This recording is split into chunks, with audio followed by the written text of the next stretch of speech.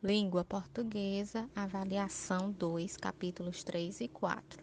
Verbo. Palavras que indicam ações são chamadas de verbos.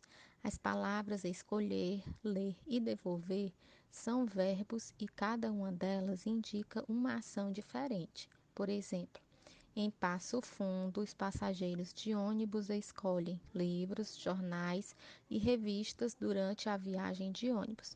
Os passageiros leem durante o trajeto e devolvem os livros em uma prateleira próxima à porta de desembarque.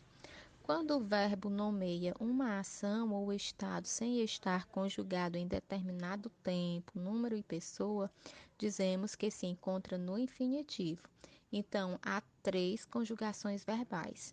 Os verbos terminados em AR pertencem à primeira conjugação. Por exemplo, morar, cantar, amar, sonhar.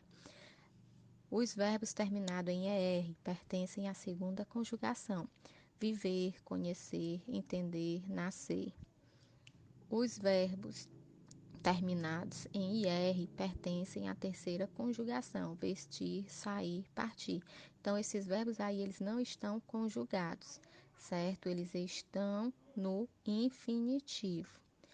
Temos aí o exemplo do verbo pôr e seus derivados, expor, repor, dispor, que também pertencem à segunda conjugação. Os verbos precisam concordar com as palavras ou expressões que os acompanham. Vejam alguns exemplos. Os lanches estavam gostosos. O artigo, os está no plural.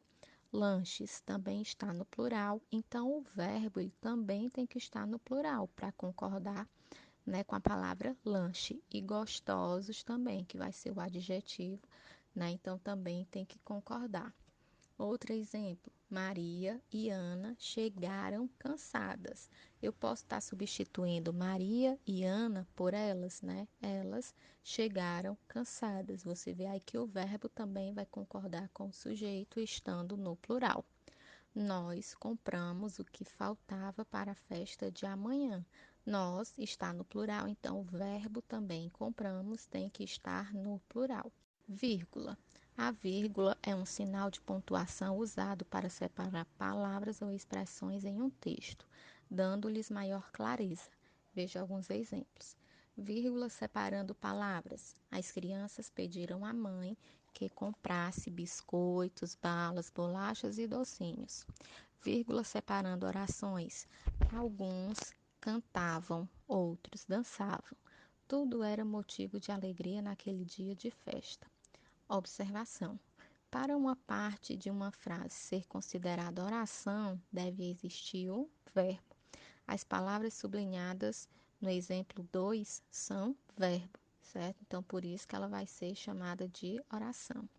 Temos um pouco também sobre a linguagem. A linguagem é o maior instrumento de interação entre sujeitos socialmente organizados.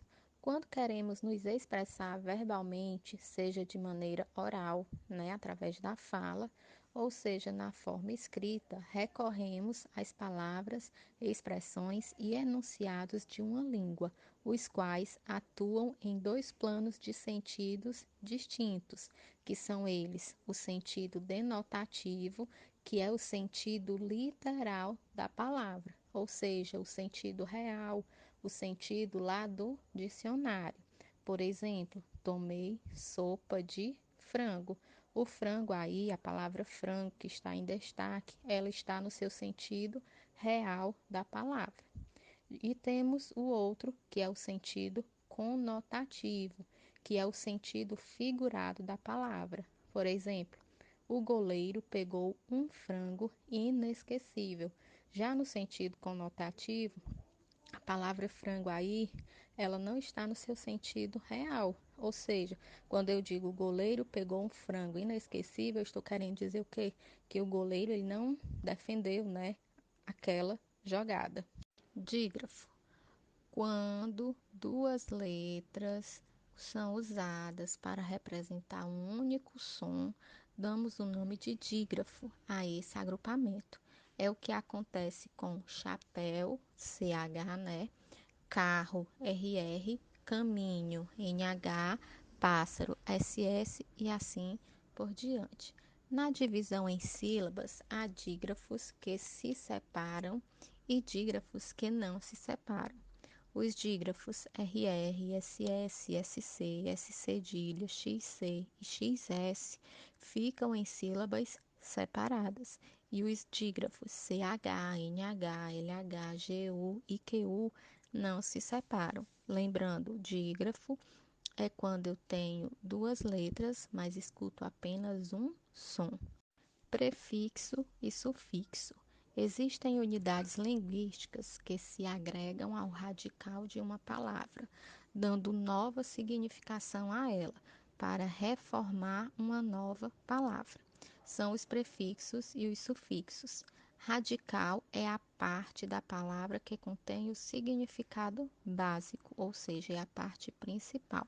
Por exemplo, cesteiro, ceste vai ser o radical, a parte principal, e o eiro vai ser o sufixo que vem depois do radical.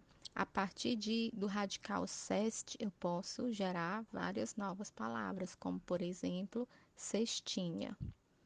Desleal, leal é o radical, a parte principal. Des vai ser o prefixo. A partir do prefixo eu formei uma nova palavra, desleal. Eu tenho também o exemplo fazer, né, o radical, e des vai ser o prefixo que vem antes do radical, formando uma nova palavra, desfazer. Os prefixos vêm antes do radical, os sufixos vêm depois do radical.